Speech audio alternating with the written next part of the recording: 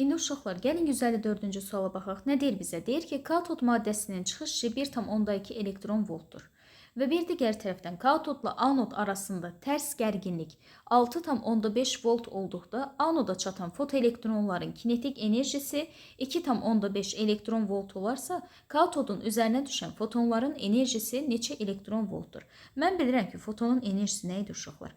Fotonun enerjisi kinetiklə çıxış işinin cəminə nə idi? Bərabər olurdu. İndi məsələnin şərtində bizə çıxış işini verib 1,2 elektron volta bərabərdir. Bir digər tərəfdən. Mən baxıram ki, bizim katodumuz qoşulmalıdır əslində həmişə hara? Mənfiyə. Anod isə qoşulmalıdır nəyə?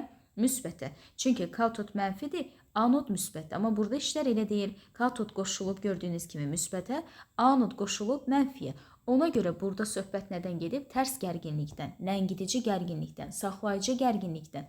Və əlbəttə ki, mən tərs gərginlikdən danışıramsa, ləngidici, saxlayıcı fərq yoxdur, eyni şeydir. Bu mənim hərəkətimi neyinir? Ləngidir. Hərəkətim ləngiyirsə, mənim kinetik enerjim də neyniyəcək? Hərəkətə bağlı enerjidir. O da başlayacaq neynəməyə? Azalmağa. Çünki mən baxıram, diqqət eləyin burada. Bizim başlanğıc halda kinetik enerjimizi bilirikmi? Bilmirik. Amma bizə məsələdə nə demişdi? Anoda çatan elektronların sahib olduğu kinetik enerji nəyə bərabər imiş? 2,5-ə. Yəni son mənim sahib olduğum kinetik enerji də 2,5 elektron volta bərabər imiş. Plus bir digər tərəfdən uşaqlar. Baxırıq ki, bizə burada tərs gərginliyi nə veribdi? 6,5.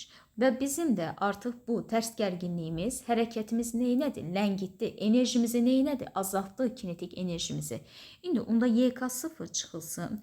YU artıq biz burada çıxırıq. Sonra bərabər elədik. Son halda sahib olduğum enerji nəymiş? 2,5. Onu aydın şəkildə bilirəm. İndi YK0 bərabər oldu. Yəni əvvəlcə sahib olduğum enerjini tapım. Bərabərdir 2,5 elektron voltdur sözsüz ki burada da. Plus deməli nəyə? YU-ya bizə də verib neçə? 6,5. Onda elədi 6,5 elektron volt ilə. Onda bizim başlanğıc halda sahib olduğumuz sən demək kinetik enerjimiz nəyə bərabər imiş?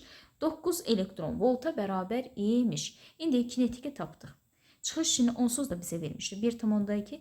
Deməli fotonun da enerjisi nəyə bərabər imiş? 10,2 elektron volta bərabər oldu.